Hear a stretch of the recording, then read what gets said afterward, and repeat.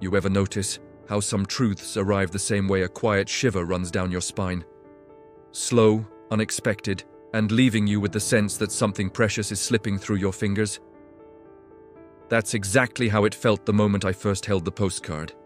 A thin rectangle of faded cardstock, yet it carried a weight so sharp it almost hurt to breathe. The kind of hurt that whispers, "If you keep going, maybe you'll finally understand." And I wanted to understand, because on the front of that postcard was a sky I had never seen before, and a moon that shouldn't exist. A moon made entirely of shimmering crystal. At first glance, it looked impossible, a fragile orb glowing like a chandelier suspended above a sleeping world. But then something else caught my eye. A faint pattern across its surface, almost like a spiderweb of fractures, reflecting tiny bursts of light in every direction. And beneath that luminous sphere stood people with shadows that stretched far longer than they should, bending in strange angles, as if the moon were pulling their silhouettes toward itself. The postcard came from a place that didn't appear in any atlas, map, or star chart. But something in my chest said it was real. Not just real. Waiting. The story hidden beneath the crystal moon. When the first explorers of that world looked up thousands of years before antes de Cristo, they believed the moon wasn't a celestial body at all, but a living lantern. A guardian carved from the universe's oldest light. As centuries passed, scholars learned the truth. The moon wasn't simply reflecting sunlight. It was storing it. Every night it glowed brighter, humming softly in the sky like a sleeping creature dreaming in luminescent whispers. And every time someone gazed at it with longing, it resonated, amplifying their emotions and scattering them through its crystalline veins like threads of color. Some believed the moon listened, others believed it remembered.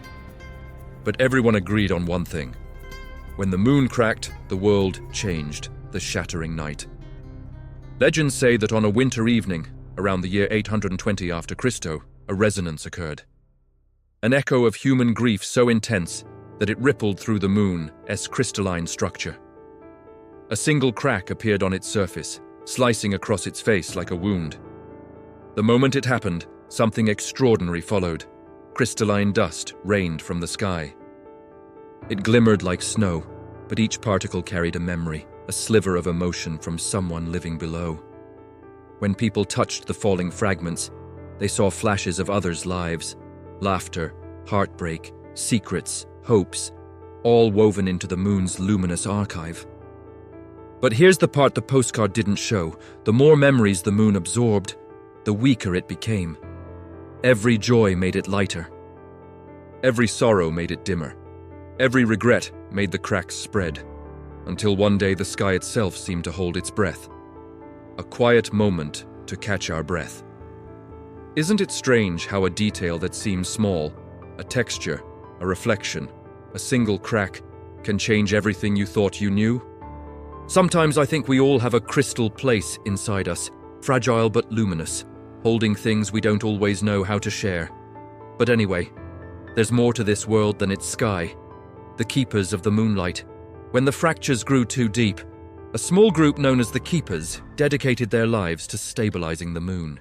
They believed that if the moon ever collapsed, all the stories it held, all the emotions it had gathered, would burst across the world in a tidal wave of memory intense enough to overwhelm the human mind. Their solution was delicate, risky, and strangely beautiful. They created lanterns, towering structures placed atop mountains and vast plains, each designed to catch stray moonlight and feed it back to the sky like a slow, steady heartbeat. These lanterns glowed gently at night, humming in harmony with the moon, keeping the balance between human emotion and celestial memory. For centuries, it worked. But every world has a turning point. The day the moon spoke. It happened during an eclipse, but not the kind you know. In this world, when the crystal moon passed in front of the sun, the light didn't vanish. Instead, it fractured, split into hundreds of shimmering beams that painted the earth with colors no human language has ever named. In that blinding moment, the moon vibrated with a sound so low it felt more like a feeling than a noise.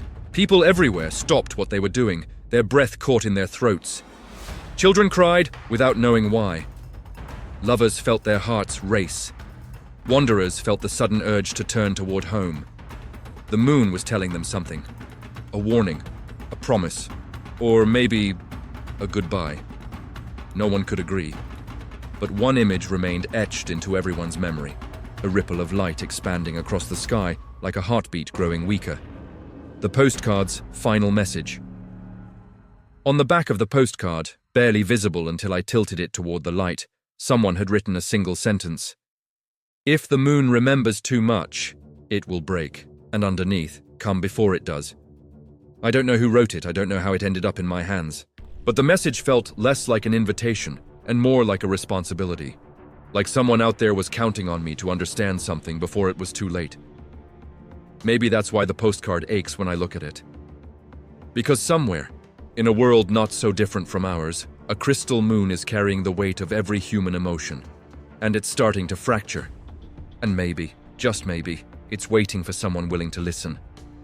Before you go, if this story pulled you in, if it made you wonder what's hiding just beyond the edge of your own sky, if it sparked even a tiny sense of adventure or curiosity, then don't leave without supporting the journey. Subscribe to the channel, leave a like. Share this video with someone who loves mysterious worlds as much as you do.